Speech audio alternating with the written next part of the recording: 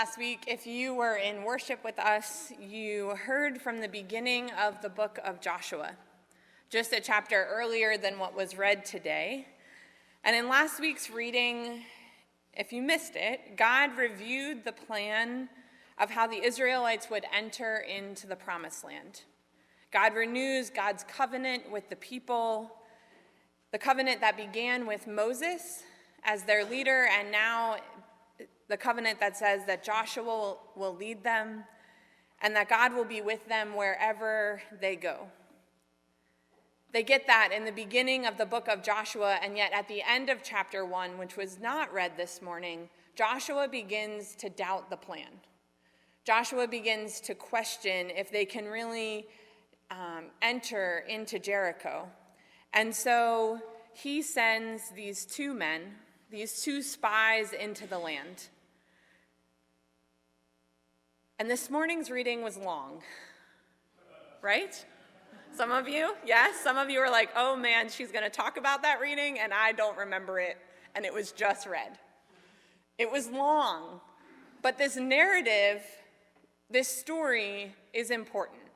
And originally we were just going to read a section of the story.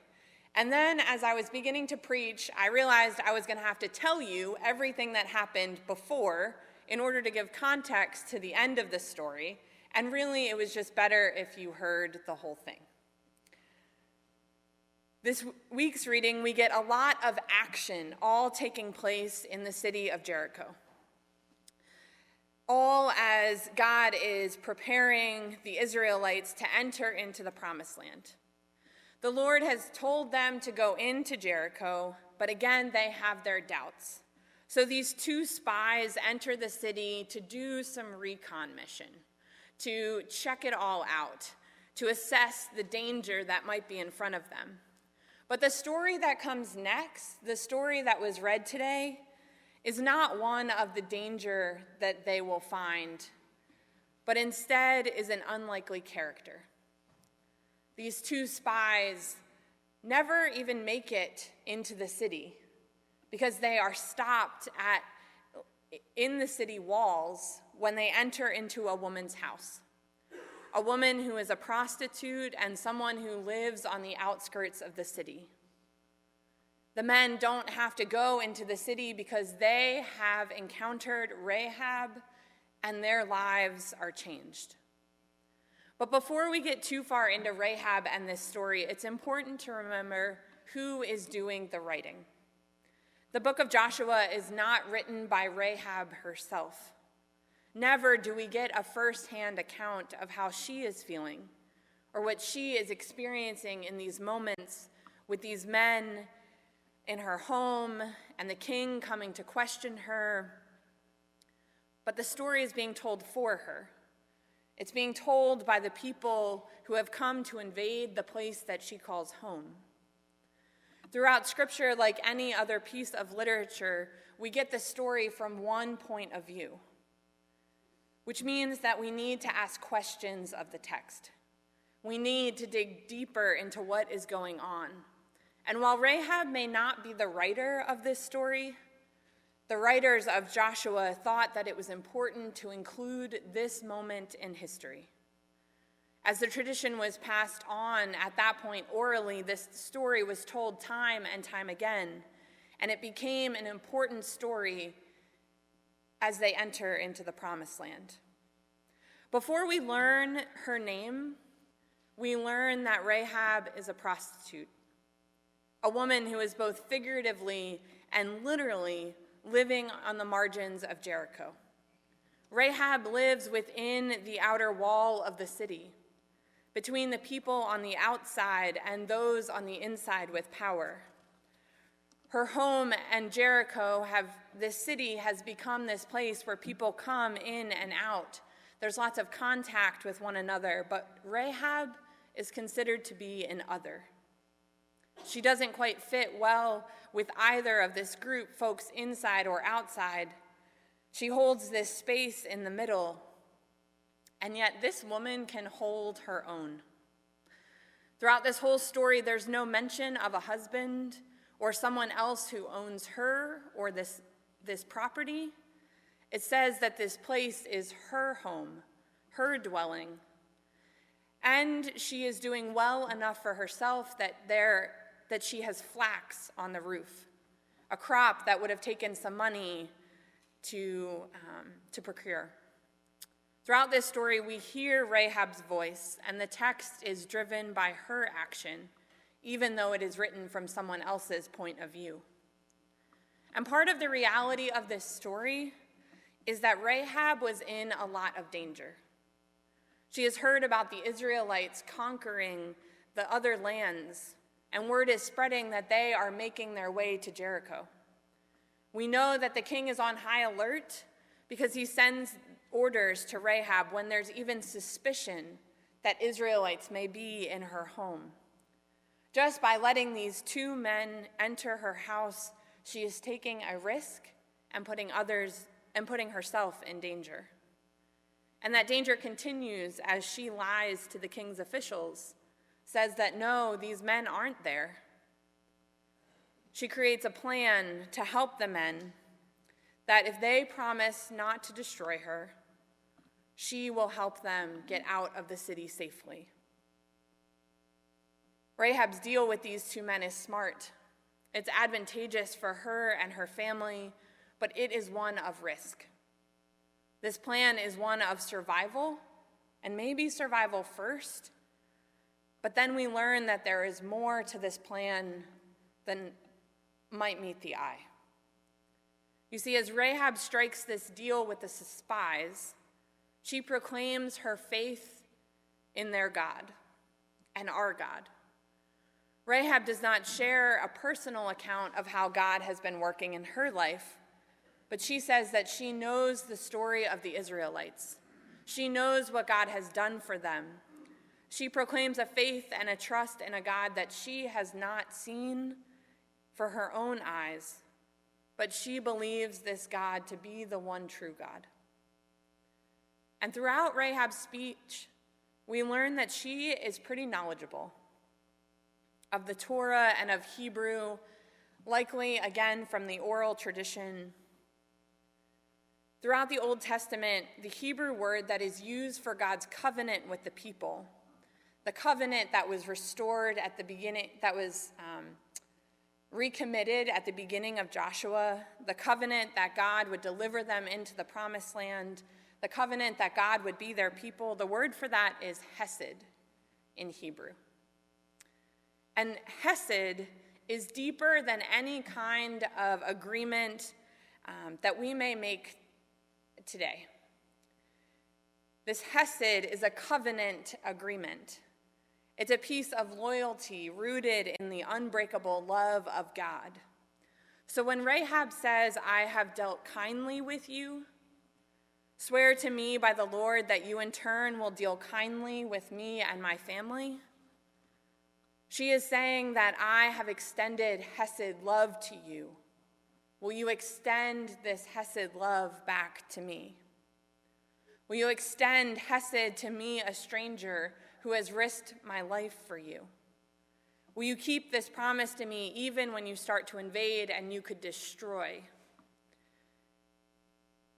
In the Old Testament times, hesed was not something that was taken lightly, and it was rarely exchanged between neighbors. It was something that the Israelites knew was given by God, and they took these promises seriously. Rahab challenges these men. She pushes them to say yes, even to this outsider. Yes, because of the grace and mercy that she has shown them. And they decide it's an agreement worth keeping. That even though that they are strangers, that God has been in their midst, and they keep this hesed promise. When the Israelites invade a few chapters later, Rahab and her family are spared from the destruction, and her people continue.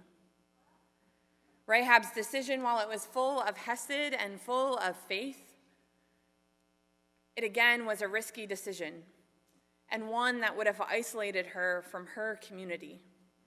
As the Israelites invaded, she would have to live with the decision that in some ways she betrayed her people. but she betrayed her community for something more, something that she felt like God was on the side of. Rahab was in a tough position, in some ways a no-win situation, and yet she does what she needs to survive, and what she believes is the right and faithful thing. It's not easy, but her decisions and her actions not only change her life and her family's, but her faith reassures the Israelites that God is going to make a way. From only seeing Rahab, from only being in her home and interacting with this unlikely character who could have been a threat to them, who could have turned them into the king's officials, the spies are reminded of God's covenant love through her confession, and they go back to the camp to share the good news. All week long, I've struggled with this story of Rahab and the spies. And I've struggled with this narrative conquest. I've struggled with all that has to happen in order for the Israelites to enter into the promised land, and what in the world this might mean for us as a congregation. I think more than anything else, this passage and this journey into the promised land has reminded me that good questions can be faithful. I mean, all of this story started with Joshua questioning the plan that God laid out. It's why he sent the spies in the first place. And yet, right alongside our questions, God reminds us of what it means to have faith. This morning, Scripture has me asking a lot of questions. And it has me desiring of more of this story from different perspectives. I want to interview Rahab. I want to interview the spies. I want to know what was going on. The scripture has me thinking about stories and perspectives all around the world that we often don't hear because the dominant narrative is different than theirs. And this scripture has reminded me of the depth of our faith tradition, that the stories are not always easy, that it's not always clear-cut of where God is and what God is telling us. And yet these are the stories that we are supposed to wrestle with. These are the stories that we are supposed to find ourselves in and to journey together with. Maybe this morning you are like Rahab, who is certain of this God who you've not encountered in a long time. But this God who others have told you about, and this God who you are willing to take risks for. Or maybe you are like Joshua. You've seen the power of God at work, and yet you still need a little more. You still need a more certain sign. Maybe you are like the king who senses trouble, so you lean on your people to find out what is going on. Maybe you are like the spies who go searching for one thing only to find something else. And maybe you are somewhere else altogether. But the beautiful thing about our scriptures is that no matter where you find yourself this morning, we each have a story. And my prayer for you is that you would look at your own story and the story of those who have come on your path. The stories that you have shared boldly and those that you have pushed aside, that you have silenced. And my prayer for you is that you would share your story like we get the story from the Israelites' point of view, but that you would also create space for people like Rahab, who are on the outskirts of power and yet are at the center of the action, are at the center of the narrative and the story. My prayer is that you would be bold and not shy away from the complex nature of it all. Because let's be honest, our stories are complex. They're not easily told. My prayer for you is that you would question and that you would journey with one another and with God, trusting that you don't journey alone. This morning we have the opportunity to celebrate communion, and one of the most beautiful parts of this meal is that we don't come to this table by ourselves, but we come to this table with all of who we are, which also means all of the people and the stories that have invested in us. And so as we come to this table, I invite you to reflect, to think about what questions have come up for you with this text, and to think about your story, those who have had an influence on you, those that you bring to this table now. I invite you into a few moments of reflection.